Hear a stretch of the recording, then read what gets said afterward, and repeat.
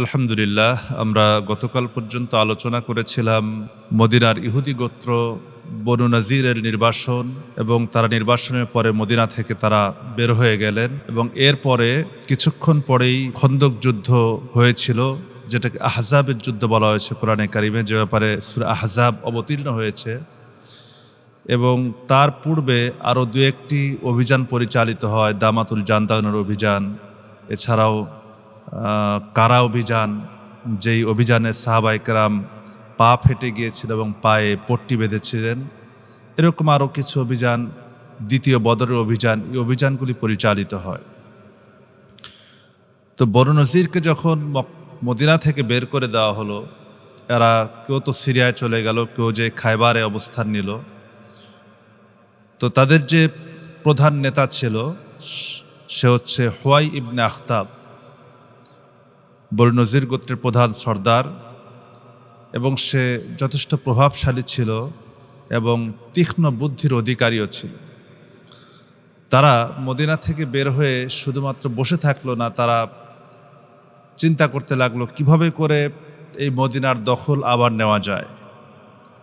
আর তারা এটা ভালো করেই জানতো যে মক্কাবাসী, এই মদিনায় যারা মক্কা থেকে এসেছে তারা বড় ধরনের তাদের সঙ্গে দূরত্ব তৈরি হয়েছে এবং শত্রুতা রয়েছে, এবং মুসলমানদেরকে তারা ব্যাপকভাবে অপছন্দ করে। এই জন্য বনু নজিরের যে সর্দার হুয়াই ইবনে আখতাব, সে এবং তার সাথে সাল্লাম ইবনে আকিল সহ তারা চলে গেল মক্কায়, এবং আরও কিছু তাদের দলের লোকজনকে সকলকে সঙ্গে করে নিয়ে তারা মক্কায় অবস্থান করলো। মক্কায় এসে আবু সুফিয়ানের কাছে যায় তার প্রস্তাব করলো যে আমাদের জন্য একটি বড় সুযোগ আছে, আমরা যদি একটি বড় কোয়ালিশন করতে পারি, একটি বৃহত্তম জোট তৈরি করতে পারি, একটি বড় জোট যদি আমরা গঠন করতে পারি এবং সকলে মিলে যদি আমরা একসঙ্গে মদিনায় আঘাত করি, মদিনায় আক্রমণ করি, তাহলে আমরা খুব সহজেই মদিনাকে দখল নিতে পারবো। আর সামান্য কয়েকজন মুসলমান তারা কখনোই এটাকে আমাদেরকে প্রোটেক্ট করতে পারবে না বা রক্ষা করতে পারবে না। আর অপরদিকে হুয়াই ইবনে আখতাব বলল যে আমরা আরেক দিকে চেষ্টা করব, মদিনার ভিতরে যারা আছে ইহুদি গোত্র, বনু কুরাইজা গোত্র এখনও আছে। বনু নজির এবং বনু কায়নুকা কিন্তু বের করে দেওয়া হয়েছে, এখন বনু কুরাইজা গোত্র আছে, তাদেরকেও আমরা কোয়ালিশনের ভিতরে আনার জন্য, আমাদের পক্ষে আনার জন্য আমরা চেষ্টা চালাব। তো আবু সুফিয়ান প্রথমে তাদের কথাকে মেনে নিল না, বিশ্বাস করল না। তো পরবর্তীতে আবু সুফিয়ান বলল যে তোমরা যে আমাদের সঙ্গে থাকবে বা আমাদের সঙ্গ দিয়ে মুহাম্মদ সাল্লাল্লাহু আলাইহি সাল্লামকে তার বিরুদ্ধে লড়াই করবে, এটার আমরা কি করে তোমাকে বিশ্বাস করতে পারি, এটার প্রমাণ তোমরা কি দেবে? সেই সময় মক্কার লোকেরা বলল এবং নেতারা বলল যে তোমরা তো এক আল্লাহর ইবাদত করো, এক আল্লাহতে বিশ্বাস করো, তোমরা তো আমাদের মূর্তিগুলির পূজা করো না। তবে আমরা তোমাদেরকে বিশ্বাস করতে পারি যদি তোমরা আমাদের মূর্তিগুলির সামনে যদি সিজদা করো, তাহলে আমরা তোমাদের সঙ্গে কোয়ালিশন করব, তোমাদের সঙ্গে জোটে যাব এবং তোমাদেরকে বিশ্বাস স্থাপন করব। তো এরপরে হুয়াই ইবনে আখতাব সহ আরও যে সকল ইহুদি সেখানে এসেছিলেন, তারা সকলে মিলে কাবার সামনে, মূর্তির সামনে তারা সিজদা করলো এবং তাতে তারা বোঝালো যে দেখো, আমাদের এবং তোমাদের মধ্যে কোনো পার্থক্য নাই, আমরা তোমাদের সাথে আছি, তোমরা যেটা চাও আমরাও সেটাই চাই। তো সুতরাং চলো আমরা একসঙ্গে জোটবদ্ধ হয়ে আন্দোলন করি, লড়াই করি। তো তখন আবু সুফিয়ান রাজি হয়ে গেল, মক্কার লোকদেরকেও একত্রিত করলো এবং সেখান থেকে বিভিন্ন গোত্র, সে আরও বনু গাফতান, বনু ফাজারা, বনু আশজা, বনু মুররা, এভাবে করে বিভিন্ন গোত্রের কাছে এই গ্রুপটি এক এক করে গেল। কুরাইশদের কাছ থেকে ফিরে এসে তারা এরকম বিভিন্ন গোত্রের কাছে যাওয়া শুরু করলো এবং প্রত্যেক গোত্রের সঙ্গেই তারা চুক্তিবদ্ধ হলো। এর মধ্যে গাফতান গোত্র ছিল, যাদের মধ্যে অনেক যুদ্ধবাজ ছিল, যারা যুদ্ধে পারদর্শী ছিল। তো এই গাফতান গোত্র তারা কিন্তু শুধুমাত্র তাদের কথাতে রাজি হলো না, তাদেরকে রাজি করার জন্য তাদের নেতাদের সঙ্গে চুক্তি করতে হলো। এই চুক্তিটা ছিল যে খায়বারের 1 বছরের যত খেজুর ফসল হবে, খায়বার কিন্তু তখন একদম উর্বর এলাকা। ইহুদিরা যেই খায়বার দুর্গ বলা হয়, যে খায়বার যুদ্ধ পরবর্তীতে আমরা পাবো, এই খায়বার থেকে ইহুদিদেরকে বিতাড়িত করা হয়েছিল খায়বার দুর্গ দখলের পরে। তো এই খায়বার দুর্গটা কিন্তু খেজুর বাগানের জন্য বিখ্যাত ছিল এবং চতুর্দিকে এবং ভিতরে খেজুর বাগানে ভরা ছিল। এই জন্য বনু গাফতান গোত্র বলল যে বিনিময়ে যদি আমাদেরকে 1 বছরের খেজুর আমাদেরকে তোমাদের খায়বারের বাগানের খেজুর দাও, তাহলে আমরা আমাদের সেনাবাহিনী, আমাদের মূল বাহিনী আমি তোমাদের সঙ্গে দিতে পারি।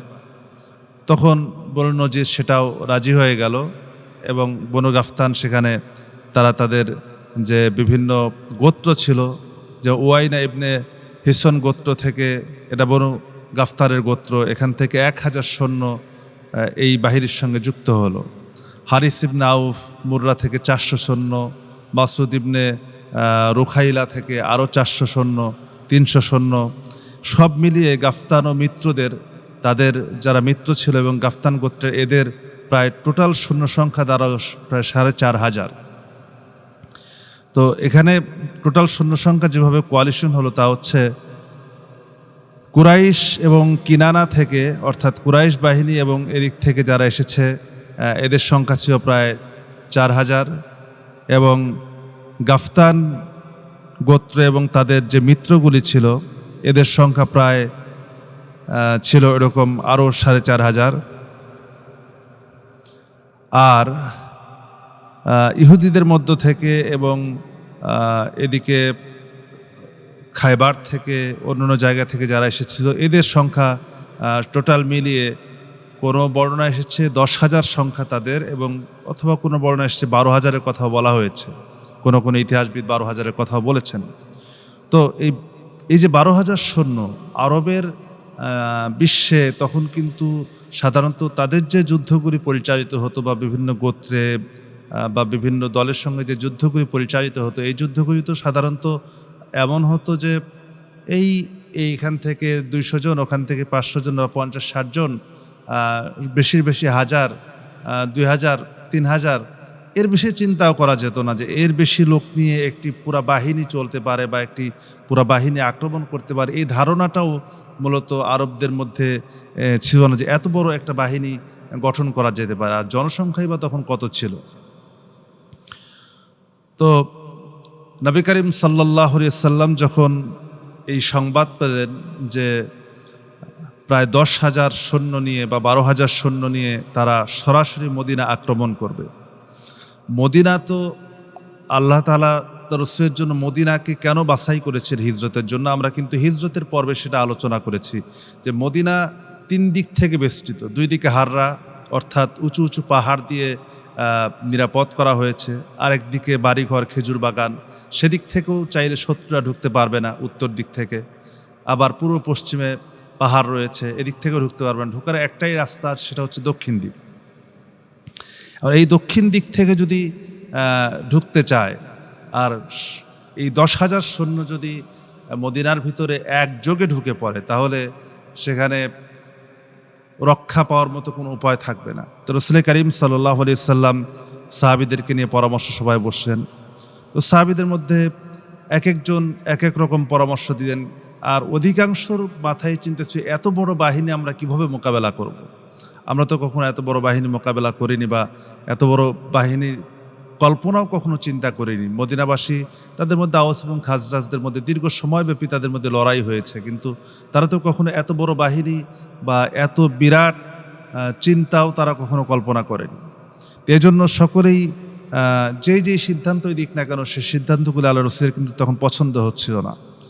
এর মধ্যে হযরত সালমান ফারসি রাদিয়াল্লাহু তাআলা আনহু, যার আমরা সালমান ফারেসের পুরা ইতিহাস কিন্তু আমরা বর্ণনা করেছি, তার ইসলাম গ্রহণ, তার মদিনায় আসা, তিনি কিভাবে আসলেন। তো তিনি তো এসেছেন সেই পারস্য থেকে, ফারেস থেকে। তো পারস্যের কথা তিনি উঠিয়ে বললেন, ইয়া রাসূলুল্লাহ, আমাদের পারস্যের বাদশারা যদি তাদের উপরে কোনো বড় বাহিনী আক্রমণ করতো বা অ্যাটাক করতো, তারা তাদের সঙ্গে যুদ্ধ করার জন্য তারা পরীক্ষা খনন করত। তো এই পরীক্ষা আমরা যদি চাই যে যেদিক থেকে এই বাহিনী মদিনা আক্রমণ করার সম্ভাবনা বেশি, এখন চতুর্দিকে তো পরীক্ষা খনন করার দরকার নাই, 3 দিকে তো বেষ্টিত আছেই মদিনা শহর। এখন শুধুমাত্র সেই দিকেই পরীক্ষা খনন করা দরকার যেই দিক থেকে তারা আক্রমণ করতে পারে। আর পরীক্ষা খননের সঙ্গে আরবরা মোটেও কখনো পরিচিত ছিল না, তারা জানতো না যে এরকম কোনো কিছু করা সম্ভব বা এরকম কিছু করা যেতে পারে, এই চিন্তার সঙ্গেও তারা মোটেও সম্পর্কযুক্ত ছিল না। এই জন্য তারা ভাবতে পারেনি যে এইরকম কিছু সম্মুখীন তারা হবে। তো নবী করিম সাল্লাল্লাহু আলাইহি সাল্লাম তখন এই বিষয়টাই চূড়ান্ত সিদ্ধান্ত পুরাটাই হযরত আব্বাস রাদিয়াল্লাহু তাআলা আনহু, সালমান ফারসি রাদিয়াল্লাহু তাআলা আনহুকেই দিয়ে দিলেন যে তুমি এটার ব্যাপারে দিক নির্দেশনা দাও। তো নবী করিম সাল্লাল্লাহু আলাইহি সাল্লাম মদিনা থেকে বের হয়ে আসলেন এবং অর্থাৎ মদিনার যে দিকটা উন্মুক্ত ছিল উত্তর দিক, এই দিকে পরীক্ষা খনন করার জন্য সিদ্ধান্ত গ্রহণ করা হলো।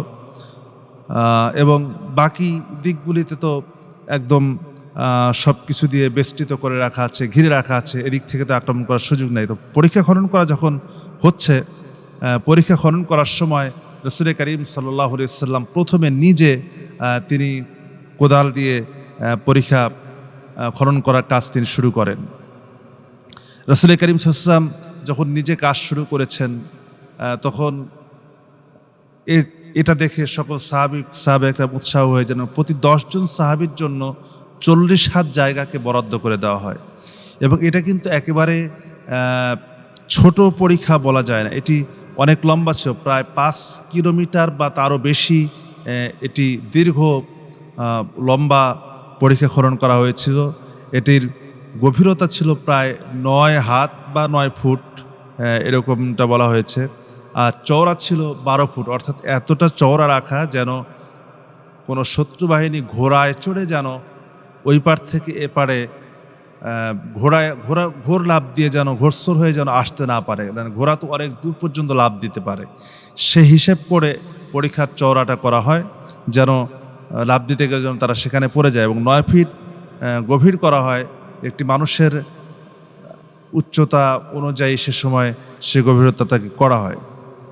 এবং কোনো জায়গার জন্য আরও কিছু বেশিও করা হয়, যেখানে হয়তো এমন কোনো জায়গা রয়েছে যেখানে উপর থেকে লাফ দেওয়া বা উপর থেকে আসলে পরে একটু দূরে লাফিয়ে আসার সম্ভাবনা রয়েছে, সেসব জায়গায় আরেকটু প্রস্তুতা রাখা হয়, এরকম কথাও অনেক জায়গায় বলা হয়েছে।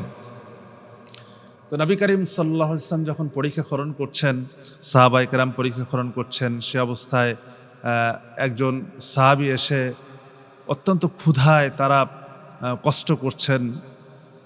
একদিকে সাহাবাদের ঘরের মধ্যে খাবারও নাই, প্রচণ্ড ক্ষুধার মধ্যেও তারা এই কাজগুলি করে যাচ্ছেন।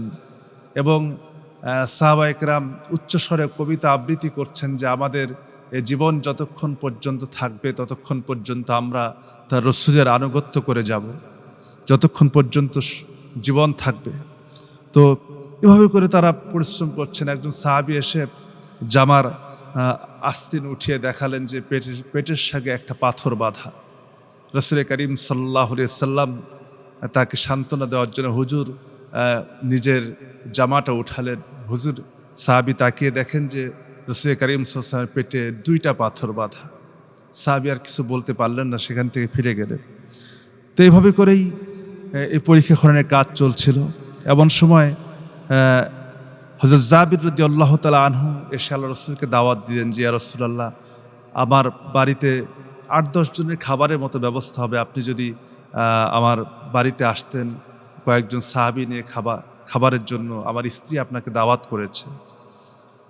তো হযরত জাবির যখন দাওয়াত দিয়ে আসছেন তখন আল্লাহ রাসূল জাবিরের সামনেই পরীক্ষা খননকারী 1000 সাহাবীকে দাওয়াত দিলেন যে আজকে চলো আমরা দুপুরবেলা জাবেরের বাড়িতে খাবো। আর জাবেরকে বলে দিলেন, যাও তোমার স্ত্রীকে যে বলো যে মাংসের ঢাকনা, অর্থাৎ যেই হাঁড়িতে মাংস রাখা আছে সেই ঢাকনা যেন না ওঠায়, আর যেখানে রুটিগুলি তৈরি হচ্ছে সেটি যেন বন্ধ না করে দেওয়া হয়, সেটি যেন চলতে থাকে।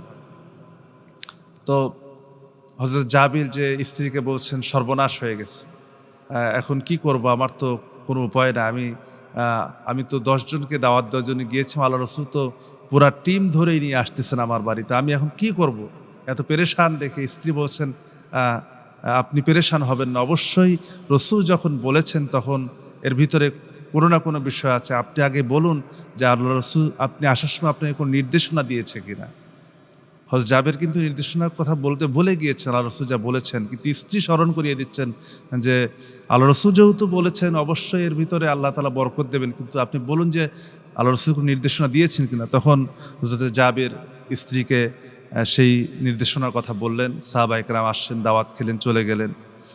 তো এই একটি দিন শুধুমাত্র সাহাবায়ে কেরাম পেট পুড়ে খেয়েছিলেন এই পরীক্ষা, অর্থাৎ যেই দীর্ঘ 1 মাস ব্যাপী যে যুদ্ধটা হয়েছিল, লম্বা সময় ব্যাপী, একমাত্র এই খায়বার যুদ্ধ, এই খন্দকের যুদ্ধ বা আহজাবের যুদ্ধ, এটি কিন্তু একটি লম্বা সময় ধরে সাহাবায়ে কেরাম এই যুদ্ধ পরিচালনা করেছেন। এছাড়াও সাহাবায়ে কেরাম যখন মাটি খনন করছেন, খনন করতে করতে একটি পাথর সামনে এসে পড়ল, যে পাথরটি কোনোভাবেই তারা ভাঙতে পারছিলেন না। এমন সময় আল্লাহর হাবিবের কাছে সংবাদ দিলেন, ইয়া রাসূলুল্লাহ, আমাদের সামনে যে পাথরটি পড়েছে এটা তো ভাঙতে পারছি না। নবী করিম সাল্লাল্লাহু আলাইহি ওয়াসাল্লাম বলেন, চলো, আমাকে নিয়ে চলো। রসুল গেলেন এবং পাথরে একটা আঘাত করলেন, আঘাত করার সঙ্গে সঙ্গে সেখান থেকে সেটি ফেটে গেল এবং একটি খণ্ড, একটি পাট সেখান থেকে বের হয়ে আসলো এবং সেখান থেকে একটি আলো বিচ্ছুরিত হলো মনে হলো। তো নবী করিম সাল্লাল্লাহু আলাইহি ওয়াসাল্লাম বললেন যে আমাকে দেখানো হলো, যে প্রথম ঝলকে আমাকে সিরিয়ার প্রাসাদ দেখানো হলো, আমি সিরিয়ার প্রাসাদ দেখলাম, তার মানে মুসলমানরা একসময় সিরিয়া জয় করবে। যখন আল্লাহ রাসূল যখন একটি করে কোপ দিচ্ছিলেন, একটি করে সুসংবাদ দিচ্ছেন, সাহাবায়ে কেরাম তাকবীর ধ্বনি দিয়ে তারা আনন্দে মুখরিত হয়ে যাচ্ছিলেন, তারা উৎসাহ পাচ্ছিলেন যে আল্লাহ তাআলা একদিন মুসলমানদেরকে এত দূর পর্যন্ত নিয়ে যাবেন। এবং দ্বিতীয়বারে যখন আবার তিনি সেই পাথরে আঘাত করলেন, দ্বিতীয়বারে আরেকটি অংশ সরে গেল এবং আল্লাহ রাসূল বলেন যে এখন আমাকে এই পাথরের অংশ থেকে পারস্যের প্রাসাদ দেখানো হলো, যে সব এটি মুসলমানদের হাতে চলে এসেছে। সাহাবায়ে কেরাম আল্লাহু আকবার ধ্বনি দিতে লাগলেন। এবং তৃতীয়বারে ইয়ামেনের কথা বলে, ইয়ামেনের সানা পর্যন্ত রাসূল সব কিছু দেখতে পেলেন। এইভাবে করে নবী করিম সাল্লাল্লাহু আলাইহি ওয়াসাল্লাম যখন বলছিলেন, সাহাবীদের ভিতরে আনন্দের ঢেউ খেলে যাচ্ছে, কিন্তু একদিকে যেমন ইমানদার সাহাবীদের মনের ভিতরে আনন্দের ঢেউ খেলেছে, অপরদিকে কিন্তু মুনাফিকরা বলছে, দেখো যে যেখানে বাঁচতেই পারছে না, যেখানে বাঁচবে কি না আজকে, যাদের পেটে খাবার নাই, একবেলা খাবার মতো কিছু নাই, নিজেদেরকে নিরাপত্তা দিতে পারছে না, স্ত্রী সন্তানদের নিরাপত্তা দিতে পারছে না, তারা আবার নাকি পারস্যের প্রাসাদ জয় করবে, তারা নাকি আবার ইয়েমেনের প্রাসাদ জয় করবে। তারা যদিও প্রকাশ্যে এমন কথা বলছে না, কিন্তু তারা মনে মনে এই ধরনের চিন্তা করছে। আর ওইদিকে যায় দুর্বল মুসলমান যারা আছে, নতুন মুসলমান যারা আছে, তাদেরকে ভাঙাতে চেষ্টা করছে, তাদেরকে উস্কানি দিতে চেষ্টা করছে, দেখো এদের চিন্তা ভাবনা কি, যেখানে নিজেরাই আজকে ভাত পায় না, তারা নাকি পারস্য জয় করে ফেলবে। তো যাই হোক, এটি হচ্ছে মুনাফিকদের অবস্থা। তো একদিকে মাত্র 6 দিনের ভিতরে সাহাবায়ে কেরাম এই বিশাল পরীক্ষাটা খনন করে শেষ করে ফেলেন। দেখুন কতটা পরিশ্রম, 5 কিলোমিটার পরীক্ষা মাত্র 6 দিনের ভিতরে 1000 সাহাবীটা খনন করে ফেলেছেন। এটা কতটা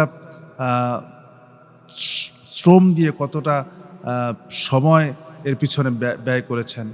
নবী করিম সাল্লাল্লাহু আলাইহি ওয়াসাল্লাম তো এই পরীক্ষা খনন করতে যে পরিশ্রম করেছেন, কষ্ট করেছেন, সেটি আল্লাহর হাবিব যখন শেষ বয়সে পৌঁছে গেলেন, তার মাজায় যন্ত্রণা হতো, আয়েশা বলেন, ইয়া রাসূলুল্লাহ, আপনি একটু খুঁড়িয়ে হাঁটেন কেন? আল্লাহ রাসূল বলতেন যে, আয়েশা, ওই যে পরীক্ষা খনন করেছিলাম তখন যে পাথরগুলি টেনেছিলাম, এখন আমার সেই ব্যথাগুলি এখনও জাগে। তো এভাবে করে আল্লাহর হাবিব সহ সাহাবায়ে কেরাম কষ্ট করেছেন। এবং এইদিকে কুরাইশ বাহিনী এবং ইহুদিদের যে পুরা বাহিনীটা 10,000 বাহিনী, তারা কিন্তু অলরেডি তারা চলে এসেছে। এরা যখন আসলো এবং এসে দেখলো যে সামনে এরকম পরীক্ষা খনন করা, তো পরীক্ষা খনন করা দেখে তো তাদের একদম মাথা নষ্ট হয়ে গেছে যে আমরা এখন কি করব, কি করে যুদ্ধ করব, এরকমটা তো কখনো দেখি না, এইরকম নতুন নিয়ম কোত্থেকে আসলো। বা আমাদের মধ্যে তো এরকম কোনো প্রচলন ছিল না। এখান থেকে আমরা কি করে বের হব, বা আমরা মক্কায় কি করে, মদিনার ভিতরে কি করে ঢুকবো, আমরা এত বিশাল বাহিনী নিয়ে আসলাম, আমাদের তো এখন আর কোনো উপায় নাই। তো তারা ওই পরীক্ষার এক প্রান্তরে, অর্থাৎ মদিনা শহরের বাইরে এক জায়গায় তারা 10,000 বাহিনী, এই বিরাট বাহিনী তারা সেখানে অবস্থান করতে লাগলো। আর সেখানে অবস্থান করে হুয়াই ইবনে আখতাব সে চাইছিল যে যদি কোনো রকমভাবে মদিনার ভিতরে যে ইহুদি গোত্র আছে তাদেরকে যদি একটু কি বলা যায়, এদেরকে যদি একটু চুক্তির বাইরে নিয়ে যাওয়া যায়, তাদের সঙ্গে যে শান্তি চুক্তি মুসলমানদের আছে এটার বাইরে যদি নিয়ে যাওয়া যায়, তাদেরকে দিয়ে যদি ভিতর থেকে আক্রমণ করানো যায়, তাহলে এটা আমাদের জন্য ফলপ্রসূ হবে। কারণ এদিকে তো পরীক্ষা চতুর্দিক থেকে, এই যে 5 কিলোমিটার পুরো এরিয়াটা মুসলমানরা দিন রাত 24 ঘন্টা পাহারা দিতে হচ্ছে। কারণ কখন কুরাইশরা পরীক্ষা বন্ধ করে ঢুকে পড়বে, বারবার যদি কোনো শত্রু বাহিনী আসে পরীক্ষার ওপরে তীর নিক্ষেপ করা, তাদেরকে দূরে সরিয়ে দেওয়া, এটি ছিল মুসলমানদের কাজ। এবং এমনও তো সময় হয়েছে একদিন শত্রু বাহিনীকে পরাজিত করার জন্য বা তাদেরকে দূরে সরিয়ে দেওয়ার জন্য সাহাবা ইকরাম এতটা ব্যস্ত ছিলেন যে সাহাবা ইকরাম আসরের নামাজ ছুটে গিয়েছিল। আল্লাহ রসুলের কাছে যে অভিযোগ করেন, ইয়া রাসূলুল্লাহ, আমরা তো আসরের নামাজ পড়তে পারিনি, বেলা ডুবো অবস্থা হয়ে গিয়েছে। আল্লাহ রসুল বললেন যে আমি নিজেও তো আজকে আসরের আসরের সালাত আদায় করতে পারিনি। আল্লাহর হাবিব সেদিন মাগরিবের পরে আসরের সালাত আদায় করেছেন সূর্য ডুবে যাওয়ার পরে, এবং তিনি সেদিন কাফেরদের জন্য বদদোয়া করেছিলেন যে আল্লাহ, যাদের কারণে তোমার হক আদায় করতে পারলাম না, তাদের পেটটাকে তুমি জাহান্নামের আগুন দ্বারা পরিপূর্ণ করে দাও। তো এই হুয়াই ইবনে আখতাব সে অন্য রাস্তা দিয়ে, অর্থাৎ হাররা এলাকা দিয়ে, যেহেতু এটা বনু কুরাইজা মসজিদে নববী যেখানে, তারা তো সকলেই একদিকে অবস্থান করছে। মসজিদ নববী তো মদিনার মাঝখানে, তো মসজিদ নববী থেকে মোটামুটি 12 কিলোমিটার দূরে হচ্ছে বনু কুরাইজার বসতি ছিল। তো হুয়াই ইবনে আখতাব অন্য রাস্তা দিয়ে সে বনু কুরাইজার কাছে গেল, এবং বনু কুরাইজার তখন যে সর্দার ছিল কাব, তার কাছে যে বলল যে আমি তোমার কাছে এসেছি। তো মানে হুয়াই ইবনে আখতাবকে দেখার সঙ্গে সঙ্গে কাব দরজা আটকিয়ে দিয়েছে যে কোনোভাবেই তার সঙ্গে সাক্ষাৎ করবে, কারণ তাদের মনের ভিতরে একটা ভয় ঢুকে গিয়েছে যে ইতিপূর্বে বনু কাইনুকাকে বের করে দেওয়া হয়েছে, বনু নজিরকে বের করে দেওয়া হয়েছে, না জানি আমাদের সঙ্গেও কখন কি ব্যবহার করা হয়। এজন্য তাদের মনের ভিতরে একটা ভয় ছিল যে আবার তো এই হুয়াই ইবনে আখতাব আসছে, এখন যদি আবার কোনো একটি দুর্ঘটনা ঘটে। আরেকদিকে আরেকটি বিষয় হচ্ছে যে মুসলমানরা যারা এই খন্দকের চতুর্দিকে তারা তীরন্দাজ হিসেবে লড়াই করছে, এদের প্রত্যেকের স্ত্রী সন্তানদেরকে বনু কুরাইজার পাশে একটি কেল্লাতে তাদেরকে রেখে এসেছিলেন তাদেরকে হেফাজতের জন্য। তো এই অবস্থা যখন চলছে, তখন বনু কুরাইজার কাছে যে বারবার বোঝাতে লাগলো যে দেখো, আমরা কিন্তু 10,000 আসছি, আজকে কিন্তু কম আসি নাই, কোনোভাবেই মুসলমানরা বাঁচতে পারবে না, আর তোমরা এ ব্যাপার নিয়ে কোনো চিন্তাই করো না, যে অবশ্যই আজকে মুসলমানরা পরাজয় হবে, আর আমরা কিন্তু তোমরা বিজয় লাভ করবে, এবং তো আমরা যদি সকলে মিলে বিজয় লাভ করি তাহলে মুসলমানদের তো কোনো অস্তিত্বই থাকবে না, তখন তো মদিনায় আমরাই রাজত্ব করব। তোমাদের এত চিন্তা কিসের? তুমি কি বুঝতে পারছো না যে আমরা 10,000 জন আসছি? তো বিভিন্নভাবে কাবকে উদ্বুদ্ধ করার চেষ্টা করলো, বোঝাতে চেষ্টা করলো। তখন কাব কিন্তু এই পিছন থেকে এবং তাদের ষড়যন্ত্রের জালে পড়ে গেল, এবং তার শেষ পর্যন্ত সে এই কুরাইশ শত্রু বাহিনীর সঙ্গে যোগ দিল, এবং মুসলমানদের সঙ্গে চুক্তি ছিল সেই চুক্তিকে সে ভঙ্গ করে ফেলল। নবী করিম সাল্লাল্লাহু আলাইহি সাল্লামের কাছে যখন এই খবর গোয়েন্দা মারফত আল্লাহ রাসূল জানতে পারলেন যে বনু কুরাইজা চুক্তি ভঙ্গ করেছে, এবং এই কথা শুনে নবী করিম সাল্লাল্লাহু আলাইহি ওয়াসাল্লাম সঙ্গে সঙ্গে তিনি যে মানে এতটা বিষণ্ণতায় পড়ে গিয়েছেন আল্লাহ রাসূল, মানে আল্লাহ রাসূল কখনো এতটা বেশি বিষণ্ণ হননি বা এতটা বেশি ভেঙে পড়েননি। আল্লাহর হাবিব এই যে যখন আমরা দেখতে পাই যে যখন হিজরত হচ্ছে, তখনও আল্লাহ রসুল ভেঙে পড়েননি এত কঠিন অবস্থায়। বদর যুদ্ধে রসুল ভেঙে পড়েননি। উহুদে এত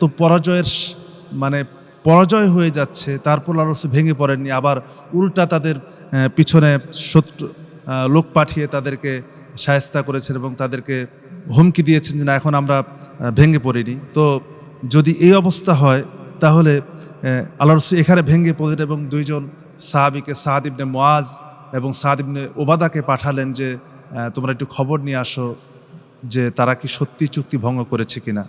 যদি চুক্তি ভঙ্গ করে থাকে তাহলে আমার সামনে এসে কোনো কথা বলবে না, শুধু ইশারা আমাকে বোঝাবে। আর যদি চুক্তি ভঙ্গ না করে থাকে তাহলে আমাকে সরাসরি বলবে। তো তারা দুইজন গেলেন এবং যে সত্যি সত্যি জানতে পারলেন যে তারা চুক্তি ভঙ্গ করেছে, তাদের সঙ্গে যে মুসলমান চুক্তি ছিল সেই চুক্তির থেকে তারা সরে দাঁড়িয়েছে, তখন এই দুইজন সাহাবী আসেন আল্লাহ রাসূল সাল্লাল্লাহু আলাইহি ওয়াসাল্লামের কাছে। তখন সংবাদ দিলেন, সংবাদ দেওয়ার সঙ্গে সঙ্গে নবী করিম সাল্লাল্লাহু আলাইহি ওয়াসাল্লাম মুখটা চাদর দ্বারা ঢেকে নিলেন এবং তিনি যে বিষণ্ণ হয়েছেন যেন কোনো সাহাবী বুঝতে না পারেন, তিনি কাউকে বুঝতে দিলেন না। তো নবী করিম সাল্লাল্লাহু আলাইহি ওয়াসাল্লাম এই একদিকে বাহিরের শত্রু 10,000 অপেক্ষা করছে, আবার ভিতরে তারাও যখন শত্রুতে পরিণত হয়ে গেছে সেখানে আবার মুসলিম নারীরা অবস্থান করছে এবং শিশুরা অবস্থান করছে, সেখানে কি হয় এই জন্য আল্লাহ রাসূল সবচেয়ে বেশি চিন্তিত হয়েছিলেন। তো আমরা বাকি কথা পরবর্তীতে জানবো ইনশাআল্লাহ। পরবর্তী দিনে আল্লাহ রাব্বুল আলামিন মুসলমানদেরকে কিভাবে এখান থেকে উদ্ধার করেছেন এবং বনু কুরাইজার উপরে কি হয়েছে, আল্লাহ তাআলা কিভাবে বিজয় দান করেছেন, আমরা ইত্যাদি বিষয় সম্পর্কে সামনে জানবো। আল্লাহ রাব্বুল আলামিন আমাদেরকে বোঝার এবং আমল করার তৌফিক দান করুক। আল্লাহুম্মা আমিন। ওয়া আখির দাওয়ানা আলহামদুলিল্লাহি রাব্বিল আলামিন। আসসালামু আলাইকুম ওয়া রাহমাতুল্লাহ।